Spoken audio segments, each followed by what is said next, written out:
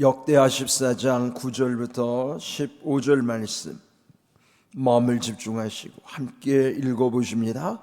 고수 사람 세라가 그들을 치료하여 군사 100만 명과 병거 300대를 거느리고 마레사에 이르매 아사가 마주 나가서 마레사의 스바다 골짜기에 전열을 갖추고 아사가 그의 하나님 여호와께 부르짖어 이르되 여호와여, 힘이 강한 자와 약한 자 사이에는 주밖에 도와줄 이가 없사오니 우리 하나님 여호와여, 우리를 도우소서. 우리가 주를 의지하오며 주의 이름을 의탁하옵고 이 많은 무리를 치러 왔나이다. 여호와여, 주는 우리 하나님이시니 원하건대 사람이 주를 이기지 못하게 하옵소서 하였더니 여호와께서 구스 사람들을 아사와 유다 사람들 앞에서 치시니 구스 사람들이 도망하는지라. 아사와 그와 함께 한 백성이 구스 사람들을 추격하여 그랄까지 이르매 이에 구스 사람들이 엎드러지고 살아남은 자가 없었으니 이는 여호와 앞에서와 그의 군대 앞에서 패망하였습니다. 노력한 물건이 매우 많았더라.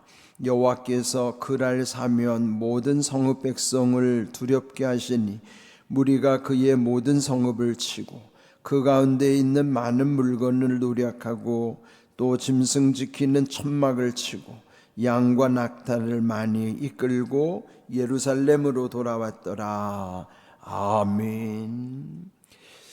역대하 14장, 15장, 16장 여기 세 장에 걸쳐서는 남유다의 세 번째 왕이었던 아사에 관한 기록입니다. 이 분열 왕국 북이스라엘 남유다로 이렇게 분단이 된 상황에서 여기 지금 역대기는 주로 남유다의 왕들에 집중하고 있어요. 그래 열왕기에서 보면은 남왕국 유다와 북왕국 이스라엘의 왕들을 다 기록을 했었죠.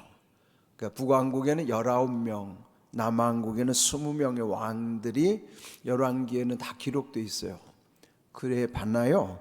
이 역대기는 그 초점이 다윗과 맺은 영원한 언약이 있잖아요. 그러면 다윗의 정통 왕조는 남왕국 유다를 통해서 계속 이어져 가는 거예요.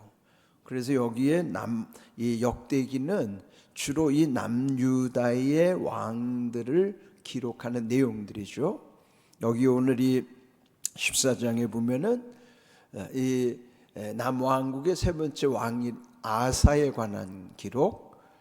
남왕국 첫 번째 왕이 르호보암 17년 다스렸고 그 다음에 그의 아들이 이 앞에서 나왔었잖아요. 아비야. 그가 짧게 3년을 통치했어요. 그리고 아비야의 아들 지금 여기에 등장하는 아사는 41년을 다스리는 거예요. 그러면 솔로몬이나 다윗도 40년을 통치했는데 그보다도 1년 더 많은 41년 긴 세월이죠. 그렇게 이제 이 아사 왕이 통치를 하는 겁니다. 그런데 이제 지난 시간에 1절에 대한 말씀 10년 동안 평안하니라.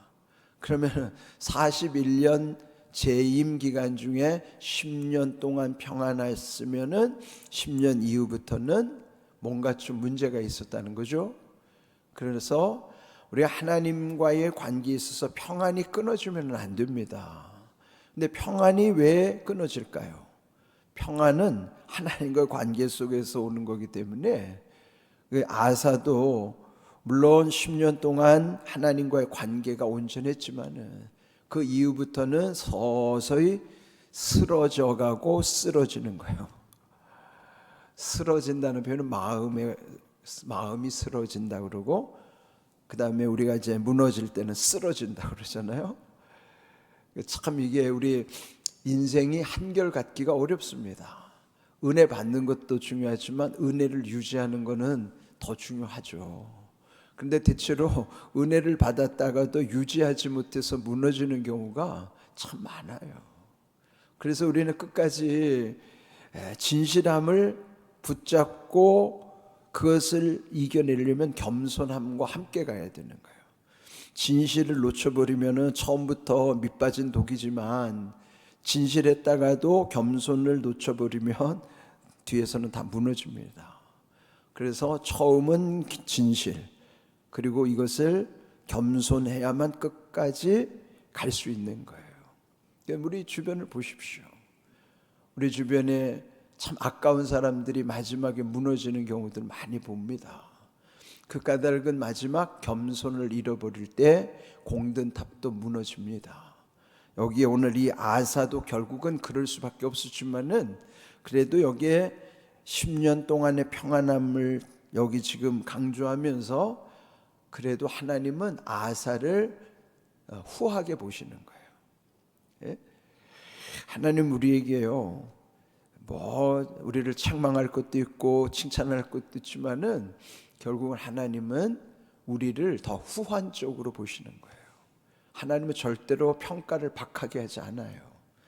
사람들은요, 19개를 다 잘하다가도 한 개 마지막에 못하면 그 못한 한 개 때문에 그걸 물고 늘어져 가지고 9개 잘한 것도 다 무시해 버립니다. 그게 우리의 인심이 박한 모습이죠. 그러나 하나님은 그렇게 하지 않으세요. 이 아사에 대해서 그래도 나름대로 여기서 지금 그가 잘한 것을 칭찬하시는 내용이죠. 여기 이제 앞에서 본 대로 10년 동안의 평안이, 우리 앞에서 그 7절 사방의 평안을 주셨더라 그랬고요. 이제 그런 잘 나가던 차에 오늘 본문은 감당하기 어려운 위기가 도래하는 거예요. 우리 살다 보면은 이렇게 인생에 기복이 생기잖아요. 올라갈 때 있으면 또 떨어지는 데도 있고 그러는데, 여기 지금 아사도 자기의 힘으로는 감당할 수 없는 상황이 벌어진 겁니다. 9절, 구스 사람 세라가 그들을 치려하여 군사 100만 명, 병거 300대를 거느리고 쳐들어온 거예요. 여기에 구스라고 하는 나라는 옛적 그들 애굽 밑에 있는 에티오피아라고 하는 아프리카죠. 그런데 그 오늘날의 에티오피아, 그 옛날에 구스라고 하는 곳이에요. 근데 그 구스의 세라가 100만 대군을 앞세우고 지금 이 조그마한 나라 남유다에 쳐들어온 거예요. 그러니까 이게 도저히 감당할 수가 없잖아요. 이럴 때 아사가 어떻게 했는가? 물론 전열을 갖추긴 했지만은 11절, 아사가 그의 하나님 여호와께 부르짖어 이르되 여호와여, 힘이 강한 자와 약한 자 사이에는 주밖에 도와주리가 없사오니 우리 하나님 여호와여, 우리를 도우소서. 우리가 주를 의지하오며 주의 이름을 의탁하옵고 이 많은 무리를 치러 왔나이다. 여호와여, 주는 우리 하나님이시오니 원하건대 사람이 주를 이기지 못하게 하옵소서. 자, 아사가 감당할 수 없잖아요. 그럼 어떻게 했어요? 첫 번째, 하나님께 기도한 거죠. 그러니까 아사는 이렇게 기도의 사람으로 먼저 이 위기를 돌파하는데 하나님께 이 모든 상황을 아뢰는 겁니다. 우리의 모든 일도 먼저 기도로부터 시작이 돼야죠. 우리 늘 아무것도 염려하지 말고 다만 모든 일에 기도와 간구로 너희 구할 것을 감사함으로 하나님께 아뢰라. 빌립보서 4장의 말씀처럼. 그는 아무것도 염려하지 말라고 하는 것은 어떻게 염려를 안 합니까? 인생의 염려, 걱정, 근심으로부터 자유로운 사람은 아무도 없어요. 근데 거기서 말씀하는 건 아무것도 염려하지 말고 다만 기도로. 그건 뭐예요? 전에 말씀드린 것처럼 염려를 뭐로 바꾸라는 거예요? 기도로 바꾸라는 거죠. 그리고 기도에다가 뭘 더하라는 거예요? 감사함으로. 그게 우리가 하나님의 은혜를 힘입고 그 위기를 이기는 비결입니다. 그게 원리이기 때문에. 원리는 그때나 지금이나 변함이 없어요. 상황은 다르죠. 그러나 원리는 다르지 않아요.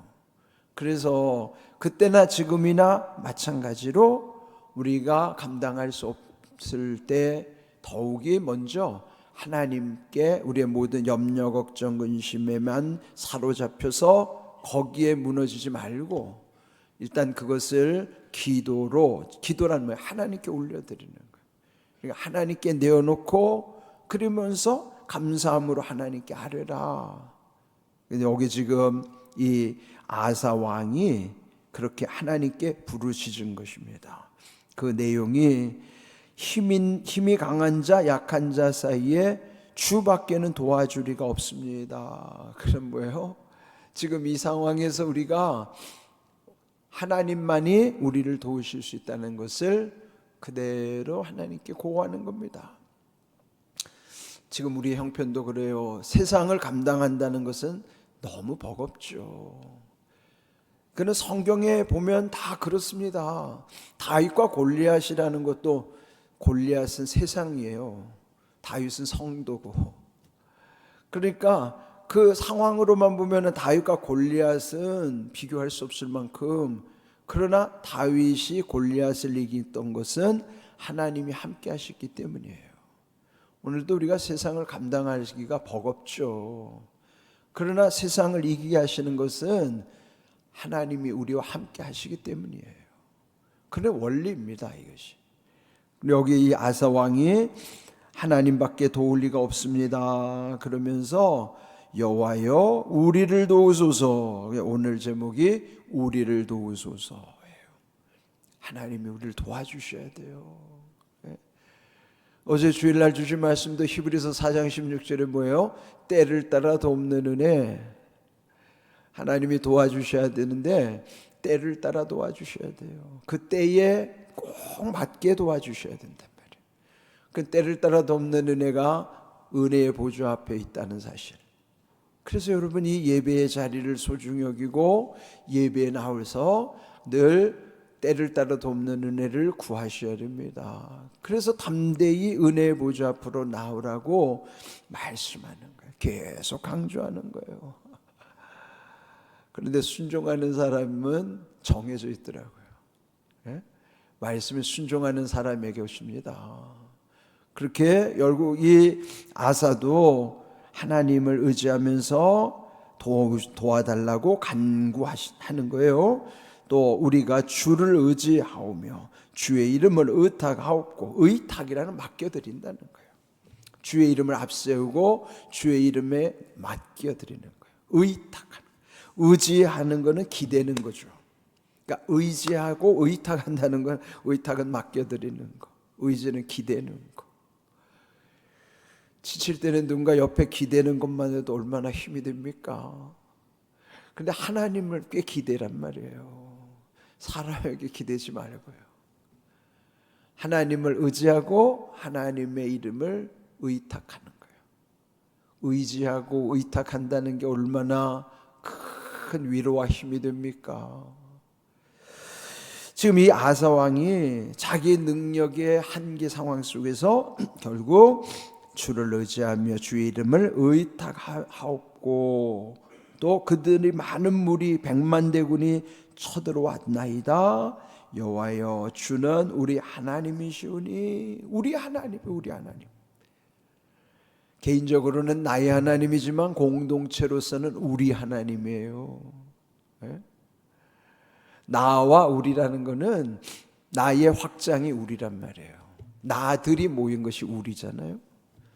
그러니까 하나님께 대한 고백도 개인적으로는 나의 하나님이어야 맞고 공동체에서는 우리 하나님이어야 맞아요. 우리 이제 성경책 앞 표지에 보면은 거기에 주기도문, 사도신경이 이렇게 있어요. 그죠?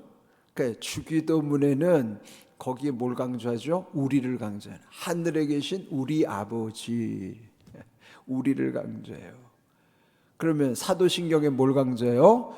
전능하사 천지를 지으신 하나님 아버지를 누가 믿사오며? 내가 믿사오며. 그게 무슨 차일까요? 예수님의 기도는 우리의 기도예요. 공동체의 기도. 그럼 보면 교회 중심의 기도란 말이에요. 하나님 백성에게 모두에게 주시는 우리의 기도란 말이에요. 그런데 신앙 고백, 사도신경 신앙 고백이죠. 신앙 고백은 철저하게 누구 신앙이어야 돼요? 내 신앙이어야 된단 말이에요. 내가 믿사오니 내가 믿어야 돼요. 그러니까 나와 우리의 관계, 나의 하나님, 우리의 하나님.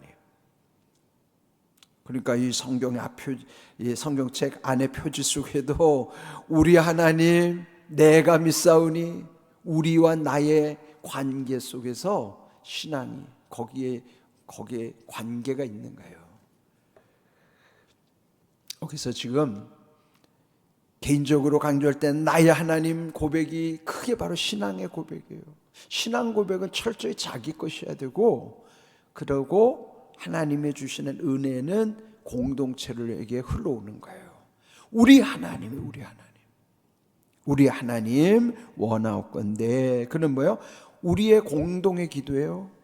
아사 개인의 기도가 아니고 그 유다 남유다의 그 지금 위기 상황을 함께 이겨내고자 하는 우리 하나님, 우리를 도와달라는 우리의 기도란 말이에요. 그래서 새벽 기도회 때 여기에 함께 통성 기도를 하는 내용들은요, 그건 다 개인의 기도가 아니라 우리의 기도예요. 예?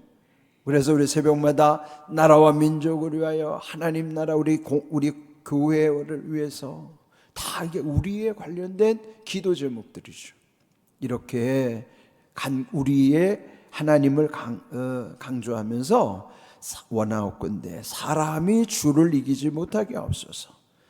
당연하죠. 사람이 어떻게 하나님을 이깁니까? 사람이 하나님을 이길 수 없어요. 그런데 여기 사람이라는 표현이 참 재미있는 표현이에요. 여기에 히브리어 사람이라는 뜻이 에노스라는 뜻이에요. 에노스 들어보셨어요?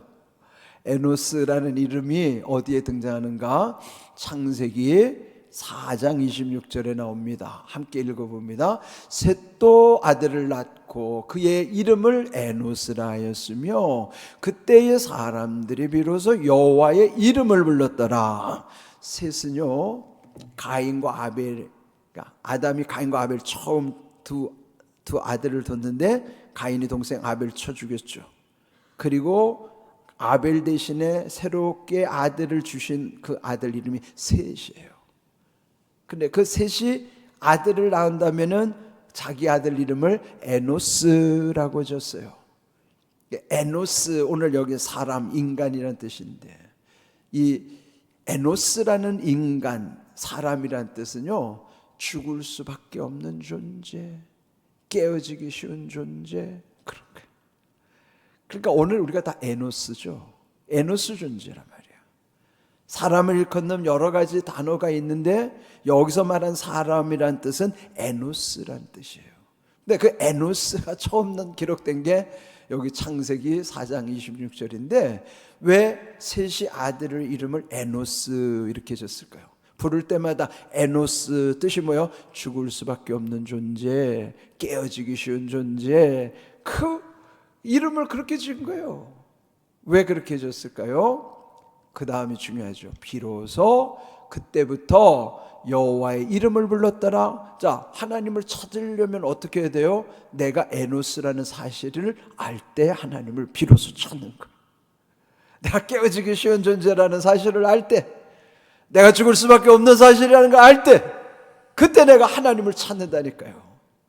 그래서 그때 비로소 여호와 이름을 불렀더라. 그래서 이름을 에노스 이렇게 지은 거예요. 에노스란 말이에요, 우리가.